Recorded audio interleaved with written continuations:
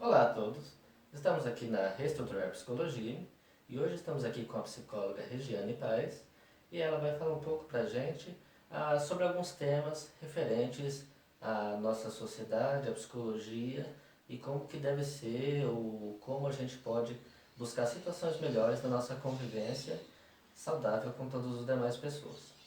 E hoje aqui com a Regiane, a psicóloga ela vai falar para a gente um pouco sobre bipolaridade. Regiane, tudo bem? Olá, bom dia, né? No momento da gravação a gente está na manhã, então bom dia a todos. Boa tarde para quem estiver vendo à tarde. Então, hoje a gente escolheu esse tema para conversar porque ele é muito controverso, né? Uma das coisas que estávamos conversando anteriormente é de como que a sociedade, o senso comum se apropria muitas vezes de termo médico ou para atacar alguém, né, ou para dizer que alguém tem algo do qual ele não tem o conhecimento do funcionamento, do que estar sofrendo dessa ou daquela patologia. E um dos termos muito utilizado é a bipolaridade, né? O fulano acordou às vezes em um dia que aconteceu alguma coisa que ruim, ele vai lá e está nervoso ou está tristonho, mas durante o dia ele consegue se regular e aí ele vai lá e está já mais feliz. E aí alguém já se apropriando do termo sem saber quais são os sintomas, diz, fulano é bipolar, uma hora tá assim, outra hora tá assado. E não é assim que funciona. Quem de nós nunca acordou em um dia triste, raivoso, aconteceu alguma coisa, se descontrolou naquele momento, mas passa, né? Passa. Algumas pessoas têm uma maior dificuldade, outras têm uma facilidade maior de fazer essa autorregulação. Mas é normal a todos nós, né? Termos momentos de tristeza, de raiva, de alegria, mas bipolaridade não é isso. E qual que, vamos dizer assim, o impacto que tem da gente usar certos termos, né, que estão caracterizando aí certos sofrimentos, transtornos psicológicos, e eu vou e xingo uma pessoa, uso isso pejorativo, seu bipolar, seu louco. Que impacto tem isso para a pessoa que de fato tem o transtorno? Então, primeiro, a gente já tem uma resistência muito grande do sujeito que tem um sofrimento psíquico, justamente por causa dessa forma pejorativa que o senso comum, a maioria das pessoas na sociedade tem, de tratar a doença mental. Eu sempre digo aos meus pacientes, porque trabalho com psicoeducação, quando eles chegam e levanta justamente isso, mas eu não sou louco. E aí a primeira coisa que eu digo, quem disse que é? Né? Não é desta forma. O senso comum depressivo precisa lavar a louça, roupa, ter o que fazer, ou então falta Deus para ele. Aí o bipolar é falta de sexo, é isso, é aquilo. Então, além dele te julgar e te colocar algo que ele não sabe se você tem, ele ainda te dá uma receita simplista. De que, olha, o que falta para você é ter o que fazer. Se você tivesse o que fazer e tivesse Deus na tua vida, você não estaria depressivo. Quando estamos cansados de saber que não é verdade. O fulano que tá lá dizendo há um longo tempo que tá em sofrimento, que não suporta mais a vida, tá querendo chamar atenção. E aí comete-se suicídio. Aí fala assim, nossa, como que foi? Eu não sabia. Mas não é verdade. Ele nega que ouviu esse fulano dizer que estava cansado da vida, que não estava mais suportando o sofrimento, porque isso não acontece da noite pro dia. E aí, quando eu começo a dar essas receitas simplistas e dizer para ele que é isso ou aquilo, o que acontece? Eu tenho uma resistência. Porque se uma pessoa tem câncer, a sociedade vai lá abraçar. Coitadinho, ele está com câncer, ele está em sofrimento. Se a pessoa tem uma criança tem febre, vômito, você corre com ele para buscar médico. Mas quando a criança começa a apresentar algum sintoma que é de ordem psíquica, os pais já começam a negar. Não, meu filho não tem problema. Ele começa a trazer o discurso, eu não aguento essa criança. Essa criança não tem jeito. E essa criança vai ouvindo isso e vai internalizando. E eu sempre defendo, por favor, pais, vocês perceberam que o seu filho está com um comportamento que está diferente da maioria da idade dele?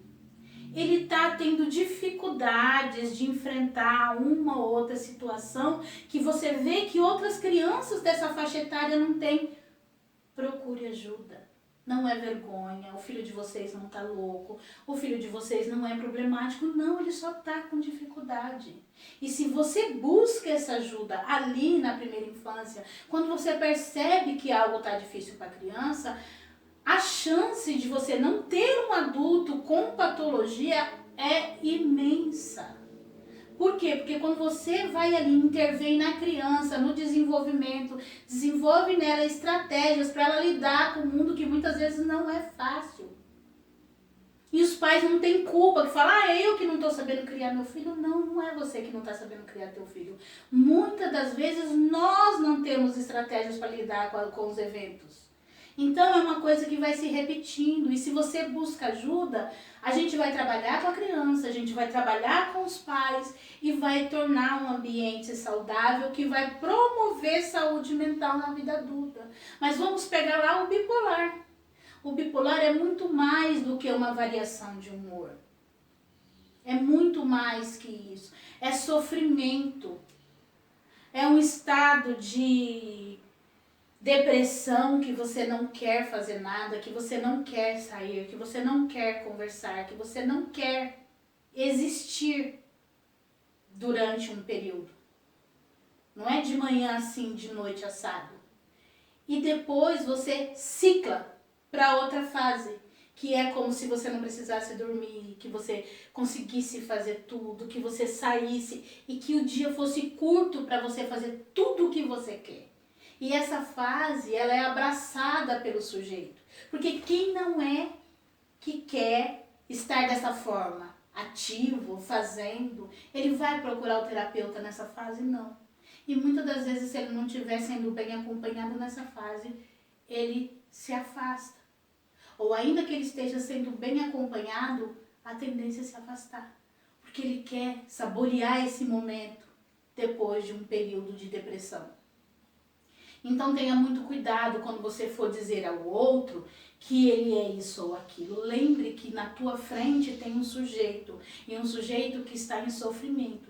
E que se ele estiver realmente em sofrimento, ele não vai lidar bem com essa acusação, como se fosse um defeito. O cérebro, ele é um órgão como o fígado, como o rim, como o coração. E da mesma forma que esses órgãos podem adoecer, o cérebro também pode.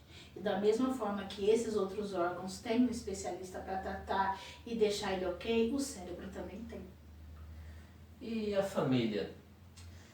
Às vezes, se ela percebe que a pessoa tem uma tendência ou mesmo transtorno depressivo, e no senso comum eu diria que talvez seja fácil de você identificar que a pessoa está naquela fase depressiva.